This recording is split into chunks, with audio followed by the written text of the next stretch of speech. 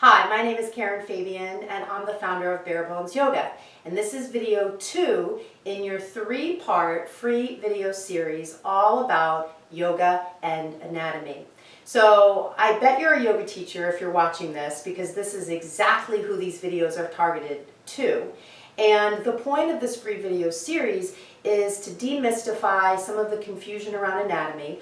I know for myself as a newer teacher, even though I had a basis in anatomy from my undergraduate education and my work in the clinical setting, I still had a lot of questions. And I definitely was looking for easy ways to share this complex subject with my students, because I knew that if I could really understand it, I could break it down into more understandable cues that my students could use. And I knew that if I could do that, I could make a bigger impact on my students when I taught classes. So if you're looking to do that too, you're exactly in the right place. So if you watched video 1 was about external rotation of the shoulders. If you missed that, you can just go back to the email and grab it and take a look at it. Today what we're going to be looking at is shoulder stabilizers. So this is going to get into muscles that stabilize the shoulders, which are really important because, as you know, in yoga practice there's a lot of flowing dynamic movements that we do, and this can sometimes create a scenario where muscles in the shoulders can get injured. So it's really important that our students have good strength in their shoulder joints, and one of the muscles that helps stabilize the shoulders, thus making them stronger and more steady, especially in poses where people are on the hands, like side plank or plank, is the serratus anterior.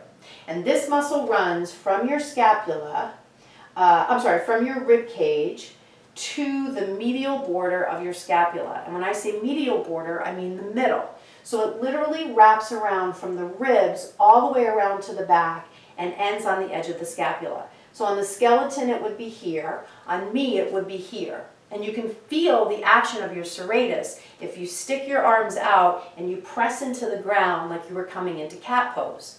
So cat-cow is a great way to strengthen the serratus. As we take people onto the hands and knees and we ask them to press down, we're using the serratus anterior to literally draw the shoulder blades more onto the back.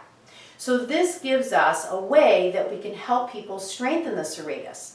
But in that example, cat-cow, their knees are on the ground. So if I want to strengthen their shoulders even more using that same action of pushing into the floor, I can bring them into plank and I can have them do what I call Serratus Push-Ups. So instead of having them in plank and going into low push-up, I can integrate a couple times into my teaching, having them come to plank and do Serratus Push-Ups. So they'd literally be pushing into the floor and taking 3 or 4 rounds of activating the serratus to straighten the shoulders. So this is something you could blend into your classes. Let's say you start out and you teach a couple sun salutations and then you throw in a couple of these Serratus push-ups instead of the low push-up. And that will give you an opportunity to help your students build strength, especially in the context of flowing, dynamic movement classes where they might be put in positions where they don't have a lot of shoulder strength and they sit in the shoulders. And that's really, really not good for the joints and all the muscles, ligaments, and tendons that support the joints. So add in these Serratus push-ups to your classes to help your students build good, solid strength in their shoulders, which they will definitely appreciate as they practice for the long term. So if you have any questions, just send me an email at karen@barebonesyoga.com and stay tuned for video number 3. Namaste.